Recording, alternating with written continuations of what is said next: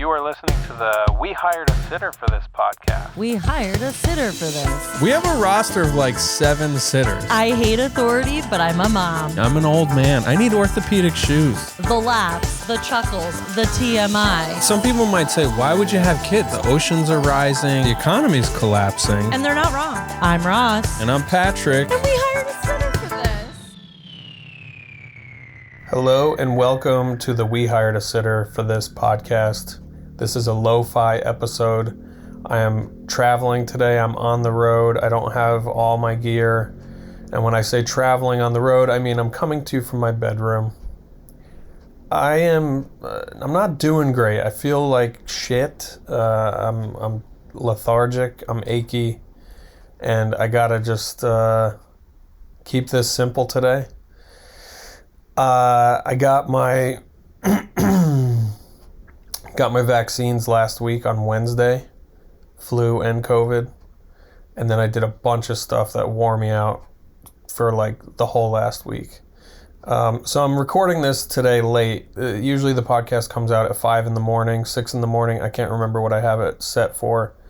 And I don't even know why I'm doing this. I just have this compulsion right now to get out a podcast every week. I don't think anybody cares whether or not I do. So I figure maybe I'll stick to the timeline, keep it consistent, but keep this one brief. This might be a 10-minute podcast. It might be less. I don't even know. So I'll just kind of catch you up on what's going on. So yeah, this is the We Hired a Sitter for This podcast. I'm a stand-up comedian in New York City. I used to do this podcast with my wife. I've done episodes with other comedians. I did a bunch of episodes with Gastor Almonte, who I love. Scheduling is just crazy right now. I'm hustling all jobs possible, working a lot, but also not enough, not consistently enough. And right now Ross and I are having lots of fun financial fear, so we're just both like hustling. She's at work. She's the hero right now. She's the bread earner. She's doing a lot of work in the fashion zone of her 3 jobs. So she's on set. There's a knuckle crack for you. Should I talk more with my hands if I put this on YouTube? By the way, this is a MacBook Pro from 2019, so the video is like pretty crummy. But if you saw me in HD right now or 4K, it would not look good. Yeah, I feel like trash, man. I got those shots last Wednesday morning. Felt like crap for a couple days and then bounced back. And then Friday night I had gigs, and Saturday night I had gigs. Saturday was super fun. Got to do this show in somebody's home in Jersey City. There was like 50 people crammed in this 2-bedroom apartment. Super fun show. Shout out to Phil, and I think Rihanna was the girl's name. I hope it's okay to say names. It's not last names. They were really fun. I put up a clip from that show on my Instagram, so if you like reels, check out my Instagram. I'm at It's Patrick Holbert. I also just uploaded them to YouTube, and somebody already got one of them wrong. I made 2 jokes on the same topic, basically because Kanye West is having this like anti-Semitic meltdown publicly. I made the joke that it's a bad time to start wearing Yeezys, his sneaker brand. That was one clip, and then the other angle was it's a cheap time to buy Yeezys, and I put up the one about them being cheap, and I didn't even think these jokes through. I just said them on stage, and I said on stage that hey, if you have dirty feet from the snow outside, because there was a blizzard going on Saturday night, you can get some cheap Yeezys. They're at bargain prices. They're made in Germany, so check them out. And the made in Germany thing, I'm like, I feel like an idiot for saying that, because I know Germany has moved on from being the oppressors and the horrible people they were back then. But it was just like a throwaway. And somebody on YouTube said, these sneakers are not cheap or made in Germany. This guy, maybe the Klan made this guy say that or something like that. And I'm like, I don't know if you get jokes or obviously I didn't really, neither of them are the most brilliant jokes, but whatever. So anyway, I just had a bunch of gigs. Sunday was the marathon. So Sunday I played out in the snow with Franny. Super fun, icy, really icy snow, which is no good.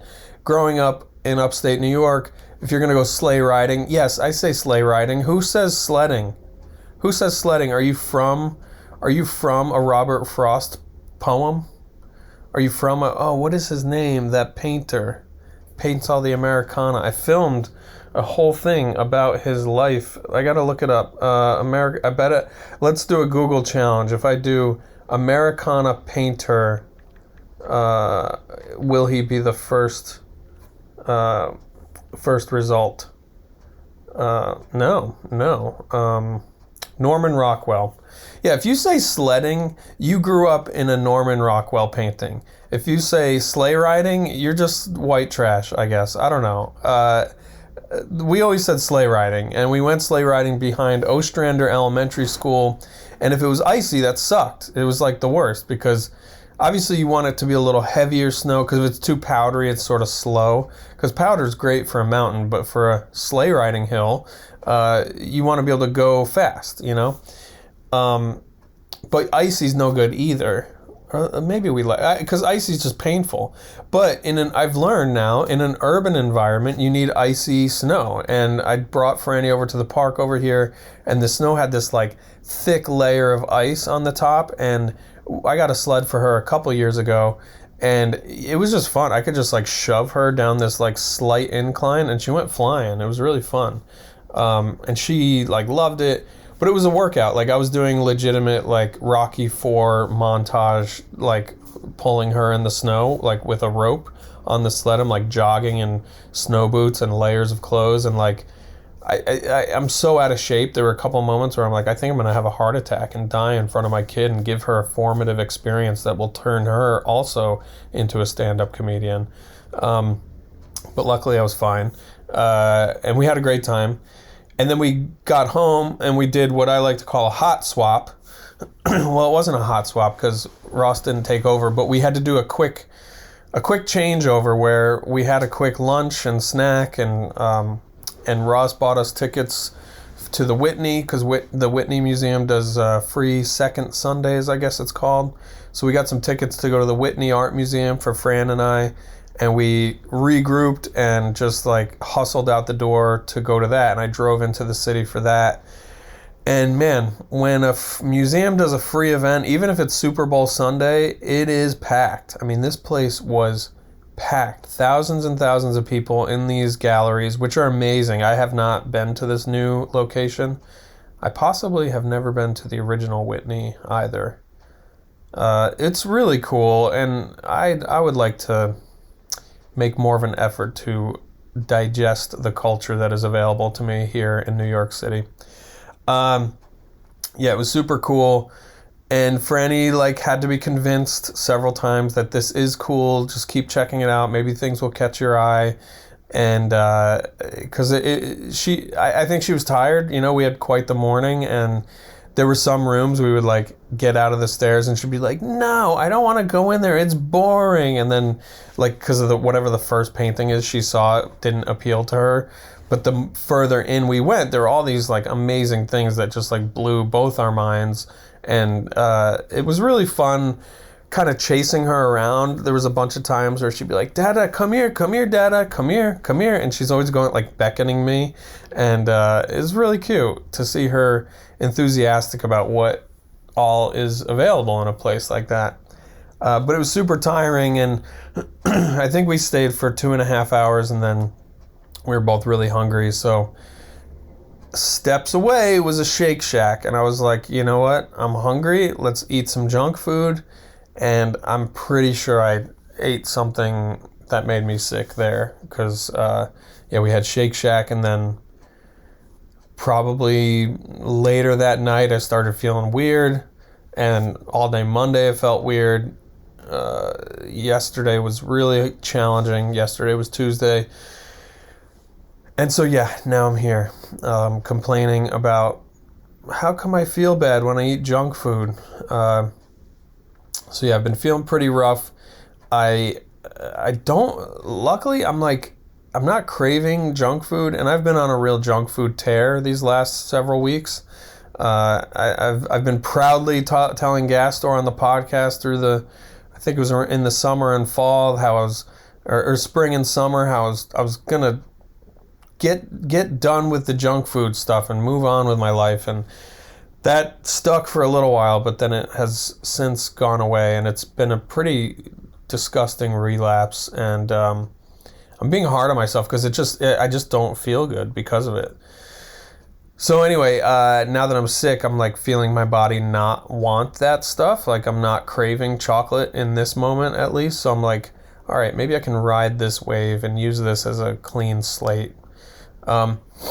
Anyway, it was a hard day yesterday. I had 2 daytime clients for the mental health job that I do, and I can't really get into specifics, but one of them, I had to go meet them at a car rental return at 8 in the morning. And I guess it doesn't matter why I was there, so I'm just going to share this thing that happened with a Karen. I know we're not supposed to make fun of Karens anymore, or are we? I don't know.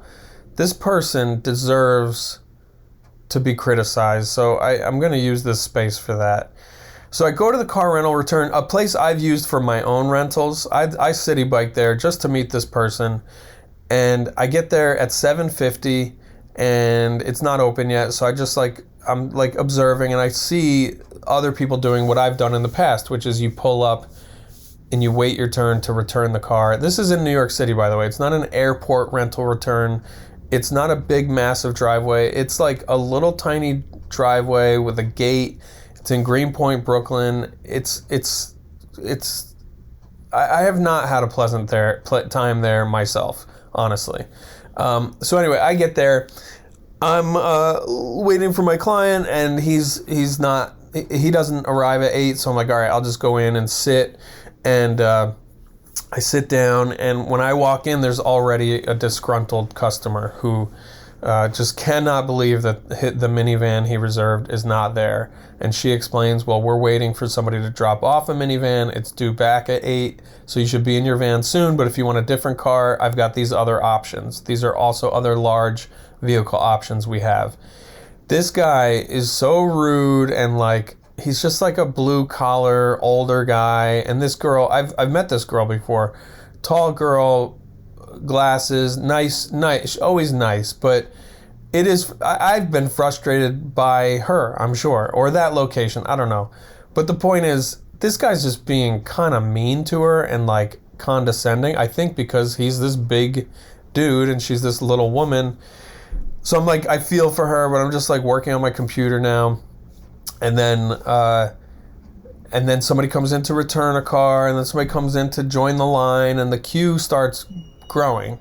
And then the phone starts ringing because it's a little bit after 8 now, so the phone is ringing off the hook.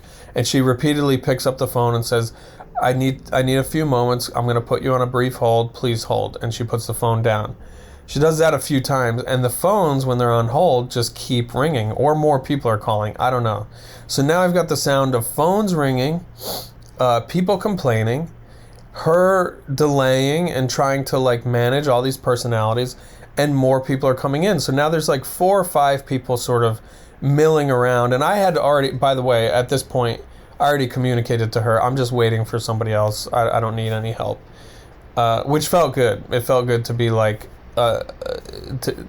non-entity, you know? And finally, a young man named Miles comes in, who's very sweet. He's a young artsy-fartsy dude from LA, and he's yeah, I just need a car to get to Jersey for the day for work. And she's okay, I need a few moments. And it was very LA of him to be okay, no problem, I'm here. And he's patient. And then in walks who we will now call Karen. Karen walks in, and the worker girl is not there. She's not behind the desk. And Karen immediately starts interviewing everyone around about what's going on. It seems like things are disorganized. Have you been waiting a long time?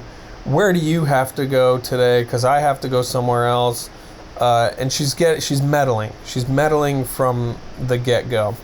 And I'm like, oh God, this energy is so weird.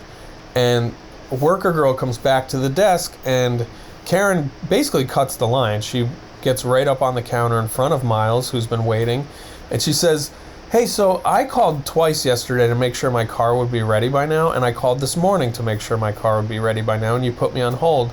And I want to know, why isn't my car ready? This looks like a total mess in here. And the girl, she's just like, please, I'm trying. I'm trying to help our next customer. I'll get to you as soon as I can. But please, just please. And she didn't quite have the words. And I actually was on her side from the moment Karen started talking, because once Karen starts asking other customers, like, where do you have to go? How long have you been waiting? I just know that she wants to control the situation, which I get. I've been on that side of this whole thing, but I've also learned through years of experience that often just staying out of the way is how things happen more quickly, because now she's in worker girl's face and everything, any progress has been stopped because now worker girl has to talk to her. So the girl starts getting upset a little bit, and she can tell, and she kind of backs off for a moment, and worker girl disappears at one point, and that's when Karen says, this is unbelievable. She starts talking to anyone who will listen. She's like, this is unbelievable. This place is always, this location's always a mess. It seems like this girl's all by herself. Like, what is going on here? And she's like, do you hear that phone ringing? That phone ringing? That's me. That's me. I'm still on hold because I called from my house and she put me on hold, and I knew that she was just going to keep me on hold. So I just started walking here.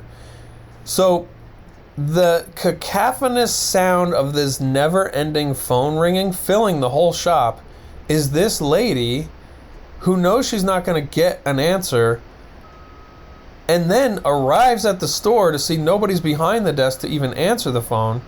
She just lets it keep ringing, and she's on her cell phone.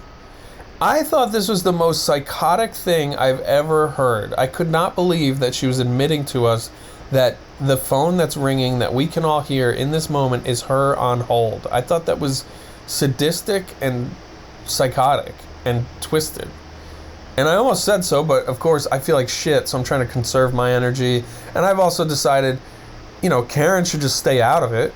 And so I should also stay out of it. It's just going to get ugly if I'm like, hey, lady, that's crazy that you're the one with the ringing phone. Like, that's what I wanted to say, is like, well, could you hang it up because it's really loud? Like, it's hurting my brain to hear this phone ring for the last 20 minutes.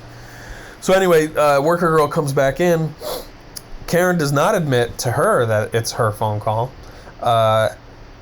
And then worker girl, she's trying to move things along, and Karen shifts.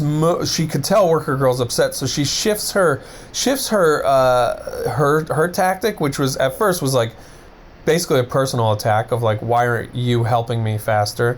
And she shifts to the altruistic corporate level attack, and she lowers her voice and tries to sound more empathetic, and she says, well, what is going on here for you? I mean, what is corporate doing that you're not getting the support you need here?